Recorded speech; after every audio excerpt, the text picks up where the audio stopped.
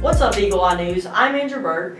And I'm Kennedy Berger. Today we'll be interviewing the high school AP Environmental Science and Bio teacher at the high school about the train accident in Ohio.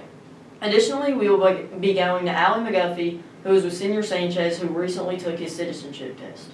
Also, the soccer teams are starting up their season, so let's go to Chandler, who will be with them to get some insight on how their season is going to go. Finally, we'll be heading to Jacob King, who's quizzing some of our students and staff on how the Eagle Eye Olympics is going. First, let's go to Ms. Farr at the high school and see what her perspective is on the train derailment issue. Good afternoon. I'm Ella Wheeler, and joining me today is Ms. Farr, an AP Environmental Science and Biology teacher at the high school. Can you tell us a little bit more about your background and experience? Sure, I'd be happy to. So I have a master's degree in zoology, and my emphasis when I got my degree was in environmental toxicology. So kind of basically, I studied how different pollutants affect the wildlife. Okay. Can you explain a little bit more about the train derailment that happened in East Palestine? Yes, first of all, I feel terrible for those people. I mean, I think a lot of compassion has been shown to them. That was a terrible disaster. I feel sorry for the local residents. But then I also, not to belittle that at all, understand that we are a society that has come to expect certain products, and those products have to go from point A to point B. So how do we transport them? One of the ways is by rail, by trains. And I am not an expert on what was in all those train cars, but I do know it was a lot of chemicals for acrylic paints. Well, lots of people use acrylic paints for lots of different things. So, it's a terrible accident, and I do want to convey that we try to avoid those accidents. We try to put in place absolutely all measures possible to prevent accidents, but sometimes they happen, and it was terrible. What are your suggestions for cleaning up this mess? So I know you shared the questions with me in advance, and I must say that I gave that a lot of thought. And first of all, I guess I would like to acknowledge that I'm not an expert. Yep, I got a degree in environmental toxicology. Did I study about the chemicals of acrylic paints? Absolutely not. I want to acknowledge I'm not an expert, and this is really complex. All environmental issues are really, really complex. Because as you probably saw when you looked at the news, you've got now pollutants or chemicals that went into the atmosphere. It went onto the ground. It went into the water. And then on top of that, well, what water? It went into the creeks. So water on the surface, if you will. But it also seeped into the ground, and now it's in groundwater potentially. So I think, and I wrote lots of notes to myself, I think one of the things is you're going to need experts to have a good knowledge of those specific chemicals. I mean, there are millions of chemicals. And then you need to know exactly how they're going to react with the atmosphere and all the things that are normally in the atmosphere. How are they going to react with the soil? Are they going to bind to the soil, which means they're going to stay in the soil for a long time?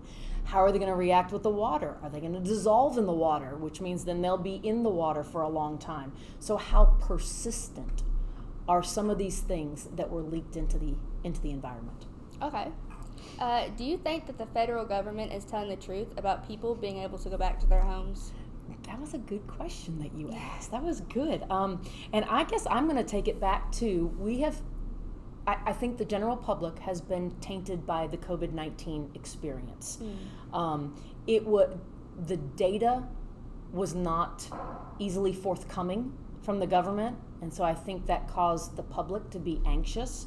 And so here we have another situation, and the public is wanting, give us data. What's going on? Give us data. And so I think that maybe reestablishing the trust and the transparency. What data are you collecting? How often are you collecting it? And where can I easily, as the person who lives in that community possibly, where can I find that? So I can make informed decisions that are best for me. If you were in this situation, do you think that you would go back? So that's a good question. A good question. And again, I want to, I feel terrible for those people. And I wasn't there. I'm not living there. So it is really hard to put myself in their shoes. There are lots of variables to consider. And so I guess, as a person living there, I would first turn to my anecdotal evidence. Like, what are my neighbors saying? Are we getting rashes? Because one of the challenging things that I like to convey to my students is I am very thankful for the EPA, because I could have sat 4 glasses of water in front of you today and all of them looking clear. Mm-hmm. And you can't tell just by looking at them, is that one going to make me sick? Is that one going to kill me? Like, we don't know. We can't see these things. It's same for the atmosphere. The air that I'm breathing, I don't have that superpower where I can tell exactly what chemicals are in that air. And so I value agencies like the EPA and the Clean Water Act and the Clean Air Act that test those things for me. Okay. And so I guess I would hope that as the general public, the EPA and whatever other agencies or laboratories that they assign tasks to, that would just make data readily available to me, so that from anecdotal evidence and from that data, I can say, yep, I feel confident going back to my home. Because when you say back to the home, I mean, to be honest, the stuff that went into the atmosphere, well, the atmosphere is, the wind blows, dilution is the solution. That was a small amount of chemical that went into a great big huge atmosphere. And so maybe for the atmosphere, I'm not so concerned, because, all right, it's been a month now and maybe that has passed. But for other things like the ground and the water, especially if I don't get my water from the water treatment plant, I get it from my own well, I don't know, because those things take longer. If I get my water from the water treatment plant, then maybe I'm more confident, because if you ever get a chance to tour our water treatment plant, they do a fabulous job. They are continuously testing it. All that data goes to the state. The state looks at it. They have to publish their data, I think it's quarterly, to the general public. So I have a lot of confidence in our water treatment plants. But if you're on your own personal well, so I don't know that I can answer that. It's tough. Okay. Do you think that what happened would affect Kentucky and around here? So that a great question again. So you got to look at the bigger picture, and the idea of which now this vocabulary word has suddenly made it to the media all over the place. We're using the word watershed, watershed, watershed. Well, what is it? Well, it's the larger region of land, including the rest of Ohio, the Ohio River. Kentucky borders the Ohio River. And so all of that is flowing towards the Mississippi. And if you look at that larger watershed, parts of Kentucky could be in that path. So again, it comes back to data and how much of that chemical do we expect to maybe get into the larger bodies of water. And that'll be something that we'll probably have to monitor for a long period of time. Okay. Thank you so much for joining me. You're welcome. I enjoyed this. Thank you for asking me to participate. Thanks, Ellen and Ms. Farr. Now let's go to Allie and Mr. Sanchez and understand more about the process of naturalization. I'm Allie McGuffey, and I'm here with Senor Sanchez, and I'm asking him a couple questions about his citizenship and test. What would happen if someone failed the test? Well, when you fill the application, you have to wait for a certain period of time. It can be 3 months, 7 months. My process took 7 months. And when you go to the interview, if you fail the first time, they're going to schedule a second interview, so you're going to have a second chance. If you fail the second chance, then you have to fill out the application again, and you have to pay the fees again. Okay. Is there something you need to do after you get the naturalization certificate? Yes, when you get the naturalization certificate, you need to go to the Social Security office. You must update your Social Security information. Also, if you're planning to travel outside the United States, you need a passport. So you need to get a passport, American passport. And also, you're ready to register for voting, so you can vote. And also, you can sponsor family members that live outside, so you can bring it to the United States.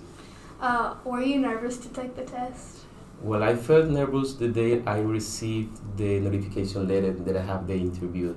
So that day I felt nervous and anxious. But the interview day, I felt calm, I was relaxed, and when the officer came out and said my name, in that moment I felt self-confident. How long did you prepare? Well, I first took online tests. There is an organization in Louisville. They offer free online classes, so I studied with them for 2 weeks. And then I continued studying on my own for 2 more weeks. And then also I'm on before the interview, so it's already 2 months. I studied for 2 months.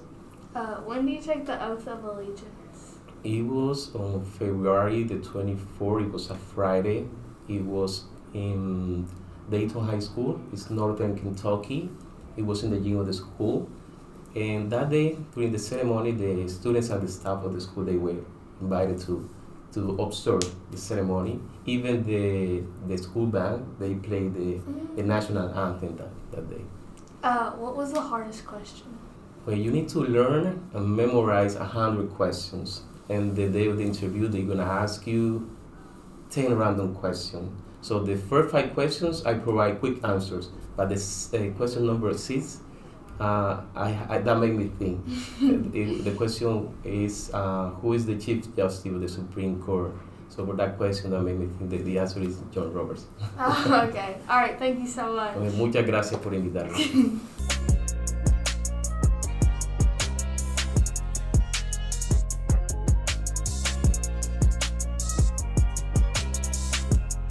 Thanks, Allie. Now, let's go see how the soccer team thinks their season is gonna go. What's up, Eagle Eye Nation? I'm here with the middle school girls and boys soccer team. How have y'all been preparing for the season? Scrimmaging against ourselves. Yeah, we've been working on lots of passing drills and opening up to space. And I think we're pretty prepared for Monday's game.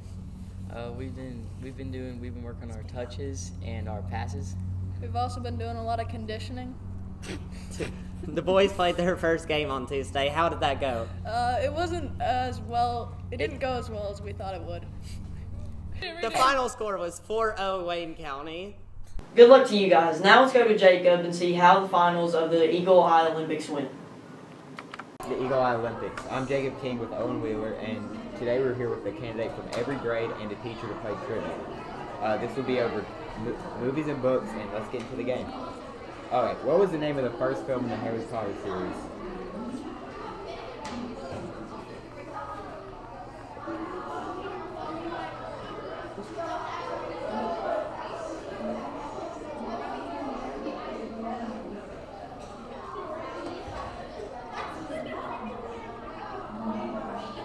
Everybody got their answer?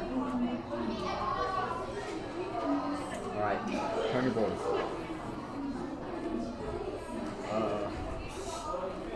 Jacob and Mrs. Davis got a point. Alright, hold on, boss.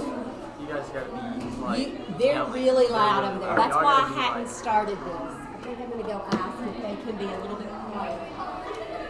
So, hey, just go ahead and stop. After which movie did this sell of pet rats increase rapidly? Pet rats. After what movie did the sale of pet rats increase rapidly?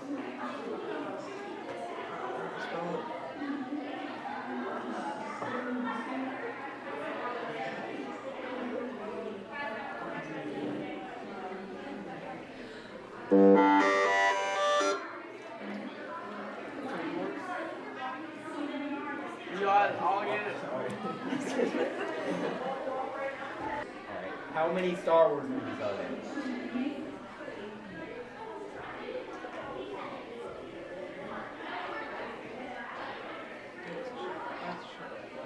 Doing good? Flip your boards. None of you got it right. The answer was 12. The director of which movie wrote a new language that the minions speak throughout the movie?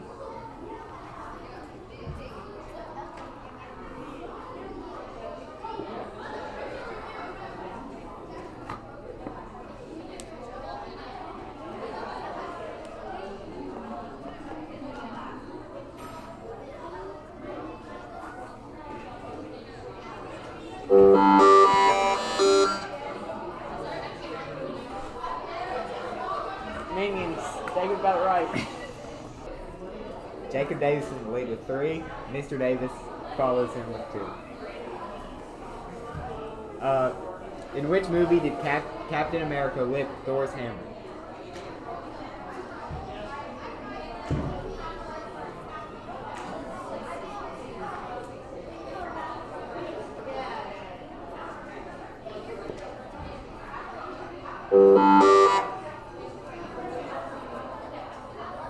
Jacob, Mr. Davis, and Carter.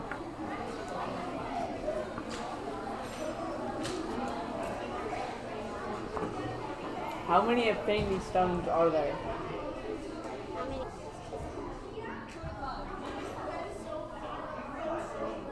Are we good?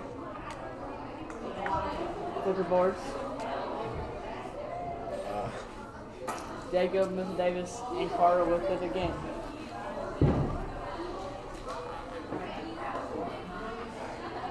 What is the name of the capital city in the Hunger Games?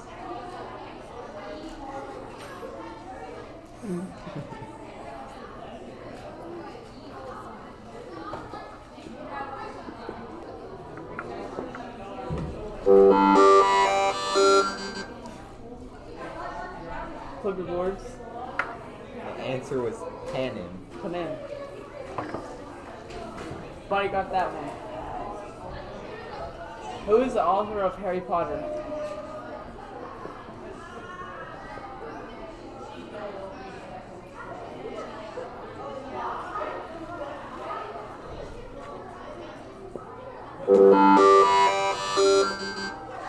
Flip the boards.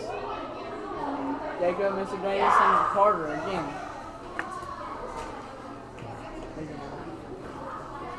Mr. Davis has, you want to say? Jacob has 6. Mr. Davis has 5. Carter Ballard has 4. How many unique words are in green eggs and ham? A, 125, B, 35, or C, 50?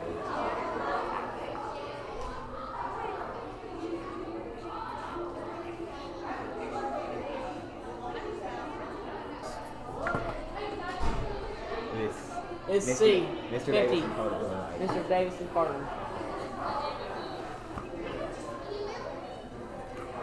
Which 1976 boxing movie was just shot in 28 days?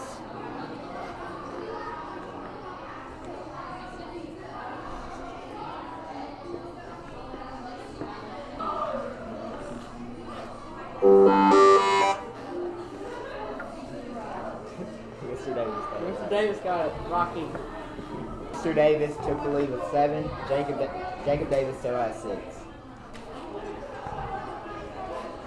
Which was the first Marvel movie where all 6 Avengers came together?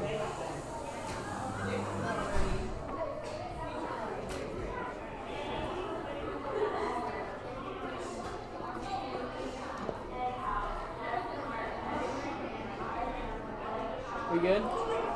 Flip your boards. Jacob, Mr. Davis, and Carter. What video game did Thor play in Avengers Endgame? That's the last question.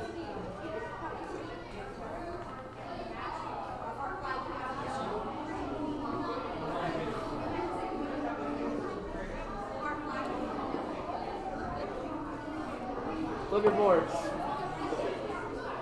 Jacob and Carter got that one. Fortnite.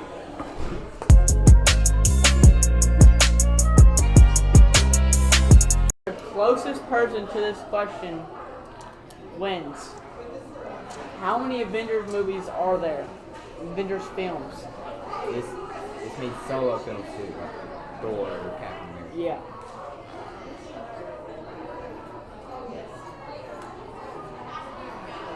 You good? You good? Closest one wins. Flip your boards. Jacob Davis wins.